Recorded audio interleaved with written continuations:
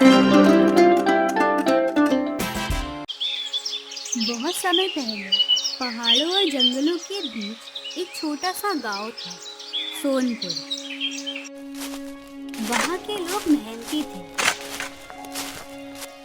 सुबह होते ही कोई खेतों में चला जाता, तो कोई अपने जानवरों को लेकर नदी की तरफ निकल पड़ता। लेकिन उसी गांव में एक लड़का था, दीप। दीप बहुत तेज दिमाग का था। गांव वाले अक्सर कहते, अगर ये लड़का मेहनत करने लगे ना तो एक दिन बहुत बड़ा आदमी बनेगा। लेकिन दीप की एक आदत बहुत खराब थी। उसे हर काम का आसान रास्ता चाहिए होता था। अगर माँ पानी भरने भेजे तो आधा घड़ा भरकर लौट आता। अगर खेतों में काम करने जाए तो थोड़ी देर बाद पेड़ के नीचे लेट जाता और फिर हंसकर बोलता, इतनी मेहनत भला कौन करे। सुबह का समय था। दीप की माँ आंगन साफ कर रही थी। दीप, जरा पीछे से लकड़ियाँ उठा ला बेटा। दीप बाहर से बोला, अभी लाया माँ। लेकिन काफी देर तक वो वापस नहीं आया। माँ बाहर निकली तो देखा दीप पेड़ के नीचे लेटा आम खा रहा था। माँ गुस्से में बोली, तुझे कोई काम बोलो तो तू गायब हो जाता है। दीप हंस पड़ा। अरे माँ, काम कहीं भागा थोड़ी ना जा रहा है। तभी उसका दोस्त मोहन वहां आया। उसके कपड़े मिट्टी से भरे थे और माथे पर पसीना था। दीप उसे देखकर बोला, सुबह सुबह फिर खेत में था। हाँ, खेत अपने आप थोड़ी संभलते हैं। दीप हंसते हुए बोला, तू ना पूरी जिंदगी बस मेहनत ही करता रह जाएगा। मोहन भी मुस्कुराया। और तू आसान रास्ते ढूंढते ढूंढते। पास बैठा छोटा बच्चा गोपाल बोला, मोहन भैया तो सबसे मेहनती हैं गांव में। दीप तुरंत बोला, अरे बस बस, इतनी तारीफ मत कर इसकी। मोहन हंस पड़ा। तो तू भी मेहनत कर, तेरी भी तारीफ होगी। दीप मजाक में बोला, मुझे मेहनत नहीं, सीधा जीत चाहिए। मोहन उसकी तरफ देखकर बोला, सीधी जीत कहीं नहीं मिलती दीप। दीप हंस देता है, लेकिन बात उसके मन में रह जाती है। अगले दिन पूरे गांव में ढोल बजने लगे। ढोल वाला जोर जोर से चिल्ला रहा था, सुनो सुनो, अगले महीने राजा सोनपुर आएंगे। पूरा गांव चौपाल पर इकट्ठा हो गया। ढोल वाला फिर बोला, जिस किसान का खेत सबसे अच्छा होगा उसे राजा खुद इनाम देंगे। सुनो सुनो। पूरा गांव खुश हो गया। किसी ने नए बीज खरीदे तो कोई खेत साफ करने लगा। दीप की आंखें चमक उठी। दीप मन में बोला, अगर मैं जीत गया ना तो पूरे गांव में मेरा नाम हो जाएगा। वो तुरंत मोहन के पास भागा। देख लेना, इस बार इनाम मैं ही जीतूंगा। मोहन मुस्कुराया। तो फिर पहली बार मेहनत भी कर ले। दीप तुरंत बोला, कोई आसान तरीका भी तो होगा। मोहन ने हल्की हंसी के साथ कहा। आसान रास्ते जल्दी खत्म हो जाते हैं।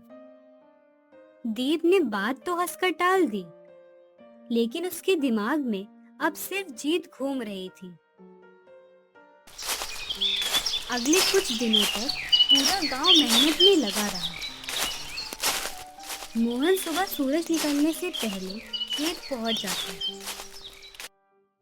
पौधों को पानी देता, सूखी पत्तियां हटाता, मिट्टी ठीक करता। उधर दीप 2 घंटे काम करता, फिर थक कर बैठ जाता। इतनी मेहनत के बाद भी पता नहीं जीतेंगे कि नहीं। मोहन मिट्टी ठीक करते हुए बोला, मेहनत कभी खाली नहीं जाती। लेकिन मुझे जल्दी जीतना है।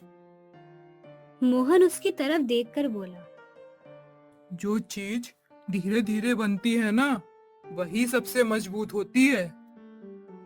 दीप चिढ़कर बोला, तू हर बात में सीख क्यों देने लगता है? मोहन हंस पड़ा। क्योंकि तू हर बार वही गलती करता है। पास खड़े किसान रामू ने भी कहा, बेटा, खेत हो या जिंदगी, धैर्य बहुत जरूरी होता है। लेकिन दीप अब बेचैन होने लगा था। उसे लगने लगा कि सिर्फ मेहनत से वो नहीं जीत पाएगा। उसी शाम वो अकेले बाजार की तरफ निकल गया। बाजार में भीड़ लगी हुई थी, लेकिन एक कोने में एक अजीब आदमी बैठा था, लंबा चौड़ा और काले चोगे, और सामने छोटे छोटे डिब्बे रखे थे। जैसे ही दीप वहां पहुंचा, आदमी मुस्कुराया। क्या तू भी जल्दी जीतना चाहता है? दीप चौंक गया। तुम्हें कैसे पता? आदमी धीरे से बोला, तेरी आंखों में बेचैनी दिख रही है। उसने एक चमकता हुआ पाउडर निकाला। धूप पड़ते ही वो सुनहरा चमकने लगा। दीप की आंखें फैल गईं। ये क्या हुआ? बस इसे खेत में डाल देना, सुबह तक खेत फसल से भर जाएगा। सच में? आदमी हंसा। जादू मेहनत से तेज चलता है लड़के। दीप कुछ पल सोचता रहा, फिर बोला, इसकी कीमत क्या है? तेरी सारी बचत। दीप एक पल रुका, लेकिन अगले ही पल उसने पैसे निकाल दिए। आदमी पाउडर देते हुए बोला, लेकिन याद रखना लड़के, जो चीज बहुत जल्दी मिलती है वो हमेशा सही नहीं होती। लेकिन दीप ने उसकी बात सुनी ही नहीं। उसके चेहरे पर सिर्फ जीत दिखाई दे रही थी। उस रात जब पूरा गांव सो रहा था, दीप चुपके से अपने खेत में पहुंचा। उसने चारों तरफ देखा और धीरे धीरे पूरा पाउडर खेत में फैला दिया। फिर हंसकर बोला, अब देखता हूँ कौन मुझे हराता है। अगली सुबह पूरा गांव उसके खेत के बाहर खड़ा था। फसल अचानक बहुत ऊंची और हरी हो गई थी। एक आदमी चिल्लाया, अरे, कल तक तो यहाँ कुछ भी नहीं था। और दूसरा बोला, इतनी जल्दी फसल कैसे बढ़ सकती है? दीप सीना चौड़ा करके बोला, कुछ लोग सिर्फ मेहनत करते हैं और कुछ लोग दिमाग भी लगाते हैं। लोग उसकी तारीफ करने लगे। उधर मोहन चुपचाप खेत देख रहा था। उसने मिट्टी हाथ में लेकर देखा, फिर धीरे से बोला, इतनी जल्दी फसल नहीं बढ़ती। दीप हंस पड़ा। हारने से पहले बहाने मत बनाओ। मोहन ने कुछ नहीं कहा, लेकिन उसके चेहरे पर चिंता साफ दिख रही थी। 2 दिन बाद दीप खुशी खुशी खेत देखने पहुंचा, लेकिन इस बार उसकी मुस्कान गायब हो गई। पत्तियां काली पड़ रही थी। धीरे धीरे पौधे झुकने लगे। दीप घबरा गया। नहीं नहीं नहीं, ये क्या हो रहा है? वो पानी डालने लगा, मिट्टी खोदने लगा, लेकिन कुछ फायदा नहीं हुआ। कुछ ही घंटों में पूरा खेत सूख गया। दीप वहीं घुटनों पर बैठ गया। उसकी आंखों में आंसू थे। तभी मोहन उसके पास आया। कुछ देर दोनों चुप रहे। फिर मोहन धीरे से बोला, जल्दी जीतने की चाह में तू अपनी मेहनत पर भरोसा करना भूल गया दीप। दीप की आवाज कांप गई। मैं हार गया मोहन। मोहन ने उसके कंधे पर हाथ रखा। नहीं, हार वो मानता है जो सीखना छोड़ दे। दीप चुपचाप सूखे खेत को देखता रहा। उसे पहली बार एहसास हुआ कि उसने मेहनत से ज्यादा जादू पर भरोसा किया। अगले दिन राजा गांव आए। उन्होंने सारे खेत देखे। फिर मोहन के खेत के सामने रुक गए। खेत बहुत बड़ा नहीं था, लेकिन हरा भरा और मजबूत था। राजा मुस्कुराया। ये खेत मेहनत, धैर्य और विश्वास से उगा है। उन्होंने मोहन को इनाम दिया। पूरा गांव तालियां बजाने लगा। दीप चुपचाप खड़ा था। फिर वो धीरे से मोहन के पास गया। मैं जल्दी फल चाहता था, इसलिए अपनी मेहनत पर भरोसा ही छोड़ दिया। मोहन मुस्कुराया। बीज बोने के अगले दिन फल नहीं मिलते दीप, लेकिन इसका मतलब ये नहीं कि मिट्टी अपना काम नहीं कर रही है।